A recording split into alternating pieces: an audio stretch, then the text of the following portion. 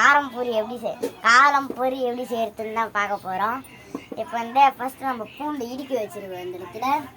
அதுக்கப்புறம் பொரி வச்சுருக்கோம். அப்புறம் இப்போ கொஞ்சம் வேர்க்கடலை எடுத்துருக்கோம்.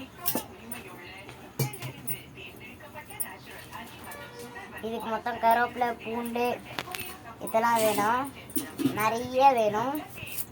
ஃபஸ்ட்டு கருவேப்பிலை ஒரு தட்டில் போட்டுக்கிறோம். அதுக்கப்புறம் அந்த பூண்டு பேஸ்ட்டே அந்த இடத்துல போட்டுக்கிறோம். ஓரலை தூக்கி வச்சிருக்கோம். பை ஓரல். இப்போ எண்ணெய் காய வெயிட் பண்ணிட்டு இருக்கோம். இப்போ ஒரு கிளாஸில் தண்ணி ஊற்றிக்கிறோம். நம்ம தண்ணி ஊற்றிட்டு அதை மறுபடியும் இன்னொரு சொம்பில் ஊற்றுறோம். அதுதான் எதுக்குன்னு எனக்கு தெரியல, ஆனால் அதை பண்ணணும், அவ்வளோதான். இப்போ மிளகாத்தூள் எடுத்து அந்த கொஞ்சம் தண்ணி இருக்கிற கிளாஸில் போடணும். சொல்ல மாட்டுட்டா அந்த கிளாஸில் கொஞ்சோண்டு தண்ணி வச்சுக்கணும். இப்போ அதே மாதிரி மூடி கிலோ போடணும். அதுவும் எதுக்குன்னு தெரியல, ஆனால் போடணும். அது மட்டும் சொல்லணும். இப்போ உப்பு அதில் போட்டுக்கணும். அந்த மிளகாத்தூள் போட்டு வச்ச கிளாஸில். அதுக்கப்புறம் மூடி வச்சிடணும். இப்போ அதோட கலரை பாருங்க எப்படி இருக்குன்னு. ரொம்ப சூப்பராக இருக்குல்ல. நம்ம வச்சுருவோம் அப்படியே. இப்போ கருவேப்பிலை இன்னும் கொஞ்சம் அதிகமாக போட்டு அதை மிக்ஸ் பண்ண ஆரம்பிச்சிடுறோம்.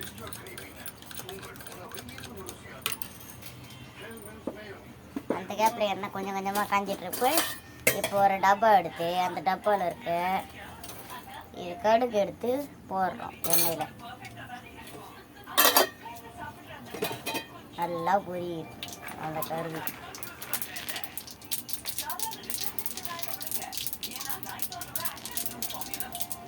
இப்படி வெடிக்கும் போது ஒரு கை வேர்க்கடலை எடுத்து உள்ளே போட்டுடணும். அப்படியே வேர்க்கடலை டப்பாவை மூடி எடுத்து வச்சிடணும். இப்போ நம்ம வதக்கி வச்ச பூண்டு எடுத்து உள்ளே போட்டுடணும். அதாவது அடக்கி வச்ச பூண்டு எடுத்து உள்ளே போட்டுடணும். இப்போ இந்த மாதிரி கரண்டி எடுத்துக்கணும். இந்த மாதிரி ஜெல்லி கரண்டி நம்ம எடுத்துக்கணும். அதை போட்டு நல்லா வதக்கணும். அந்த வேர்க்கடலை பூண்டெல்லாம் கடைசியாக கருவேப்பிலை சேர்த்துக்கணும். அதுக்குள்ளே இந்த பேஸ்ட்டு ஊறிட்டுருக்கு, மிளகா பேஸ்ட்டு.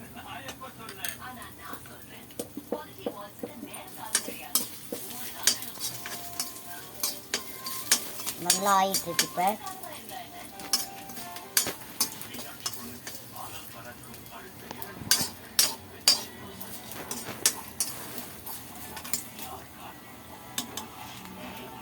இப்போ கரண்டியை வச்சுட்டோம். அந்த பேஸ்ட் எடுக்கிறோம், ஆனால் எடுக்கலை, மறுபடியும் கரண்டியை எடுக்கிறோம்.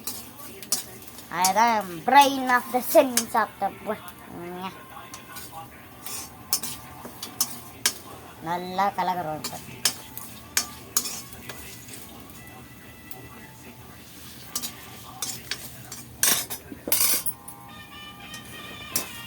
இப்போ அந்த சீரப்பை எடுத்து வச்சுக்கிறோம் கையில்.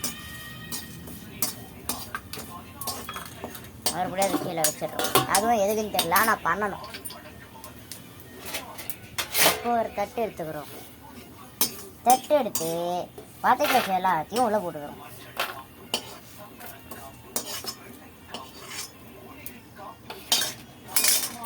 இப்போ எல்லாத்தையும் எடுத்து உள்ளே ஊற்றோம். அந்த மிக்சர் மிளகாத்தூள்லாம் எடுத்து உள்ளே ஊற்றி கலக்குன்னு கலக்கிறோம். புகை பிச்சுக்கிட்டு வரும். புகை பிச்சுக்கிட்டு வந்துச்சுன்னா கரெக்டாக பண்ணுறீங்கன்னு அர்த்தம். அப்போ பொரியெல்லாம் போட்டு நல்லா கலக்கணும்.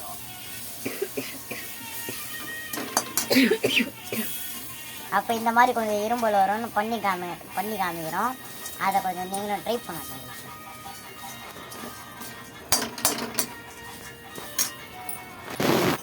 இப்போ அந்த இதெல்லாம் எடுத்து ஊற வச்சுக்கணும்.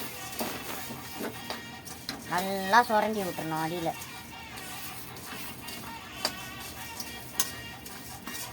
இப்போ இந்த வதக்கி வச்ச எடுத்து உள்ளே போட்டுருவோம்.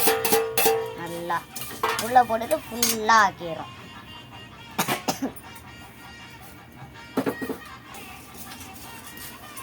ஒரு சின்ன பிரேக் அதனால் கட் பண்ணிட்டேன். இப்போ நம்ம நல்லா மிக்ஸ் பண்ணிகிட்ருக்கோம். மிக்ஸ் பண்ணிகிட்டு இருக்கும்போது கருத்துணி எடுத்து அப்படி பிடிச்சி அப்படி கிட்ட ஆரம்பிச்சிடுறோம். நல்லா அடியெல்லாம் பிடிக்காமல் மிளகாத்தூள்லாம் ஃபுல்லாக பரப்பி விட்டுறோம். இதுவே ரொம்ப கம்மி தான் மிளகாத்தூள். நீங்கள் மிளகாத்தூள் எக்ஸ்ட்ரா ஆட் பண்ணால் அந்த இது டம்ளரில் கொஞ்சம் எக்ஸ்ட்ராவாக தண்ணி ஊற்றி எக்ஸ்ட்ராவாக மிளகாத்தூள் போட்டுக்கோங்க. அதே மாதிரி இந்த வதக்கரிசியும் கொஞ்சம் எக்ஸ்ட்ரா போட்டுக்கோங்க மிளகாத்தூள்னா, அப்புறம் ரொம்ப ரொம்ப ரொம்ப ரொம்ப காரம். பொரியும் கொஞ்சம் எக்ஸ்ட்ரா போட்டுக்கோங்க. அவ்வளோதான் ஃப்ரெண்ட்ஸ், நம்ம பண்ணி முடிக்க போகிறோம். இப்போ அடுப்பை ஆஃப் பண்ணிடுறோம். அடுப்பு ஆஃப் பண்ணி தட்டு எடுத்து அதில் எல்லா பொரியும் போட்டுக்கோங்க.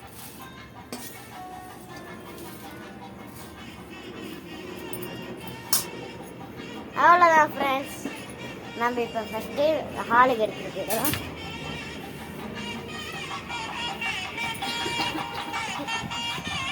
அவ்வளோதான் ஃப்ரெண்ட்ஸ், நல்லா காரசாரமான பொடி ரெடி ஆகிடுச்சு. இப்போ எப்படி இருக்குன்னு டேஸ்ட் பார்ப்போமா?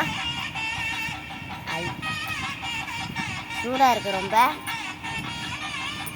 டேஸ்ட் பார்ப்போம் ஃப்ரெண்ட்ஸ். சூப்பராக இருக்குது. நீங்களும் இந்த மாதிரி ரெசிபியை வீட்டில் ட்ரை பண்ணணும்னு நினச்சிங்கன்னா எங்கள் சேனலை ஃபாலோ பண்ணிக்கோங்க. அவ்வளோதான் ஃப்ரெண்ட்ஸ்,